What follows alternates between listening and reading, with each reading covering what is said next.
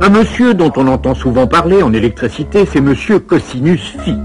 Mais c'est comme pour beaucoup de choses, on en parle souvent, mais...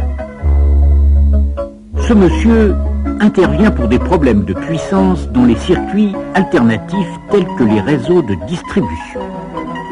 Sur le réseau peuvent être branchées d'abord des résistances qui transforment l'énergie électrique en énergie calorifique, radiateurs électriques, lampes à incandescence, etc. Peuvent être branchés aussi des appareils comportant des bobinages, moteurs électriques notamment, qui transforment l'énergie électrique en énergie mécanique. Des bobinages, on en trouve aussi dans l'éclairage par fluorescence. On y trouve aussi des condensateurs. En résumé, une source alternative est susceptible de débiter sur 3 types de charges: résistives, inductives, capacitives. Et voici M. Watt qui va nous parler des puissances. Dans notre bon vieux circuit continu, on s'en souvient, la puissance électrique absorbée par une résistance était égale à la tension en volts multipliée par l'intensité en ampères. On peut essayer de faire la même chose avec notre circuit alternatif, en notant bien que ce que l'on mesure maintenant, ce sont les valeurs efficaces de la tension et du courant. Vous vous souvenez ce qu'est une valeur efficace en alternatif, il n'y a pas à revenir là-dessus. Prenons d'abord le cas d'une résistance. Elle dégage une certaine quantité de chaleur, ce qui se mesure en joules. Et si elle dégage 1000 joules en 10 secondes, sa puissance calorifique, c'est la quantité de chaleur divisée par le temps, ce qui se mesure en watts. Cette puissance calorifique, cette puissance utile en quelque sorte, on l'appelle la puissance active. Et si on faisait le produit de la tension par l'intensité, on trouverait exactement le même nombre. Dans le cas d'une résistance, donc, pas de problème. Mais il n'en va plus du tout de même si j'insère dans le circuit alternatif un moteur électrique qui comporte, entre autres, des bobinages. La puissance mécanique de ce moteur, sa puissance active, on peut la connaître, c'est disons 100 watts.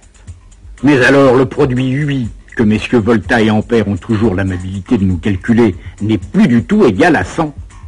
Alors quoi? Encore un nouveau mystère électrique?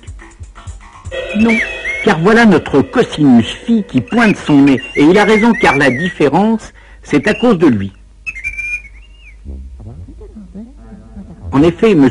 Fresnel nous a déjà expliqué que dans un circuit alternatif qui comporte une inductance, la tension est déphasée en avant par rapport à l'intensité d'un certain angle phi. Et cela va être le cas aux bornes de notre moteur puisque, du fait de ses bobinages, il a une certaine inductance. Alors le prétendu mystère s'explique facilement grâce à cet angle phi. Avant de continuer, précisons que ce produit UI, on l'appelle la puissance apparente. Elle se mesure en volt-ampère. La puissance active, effectivement fournie par l'appareil, se mesure en watts. Et le rapport des deux est égal à ce fameux cosinus phi. On l'appelle facteur de puissance.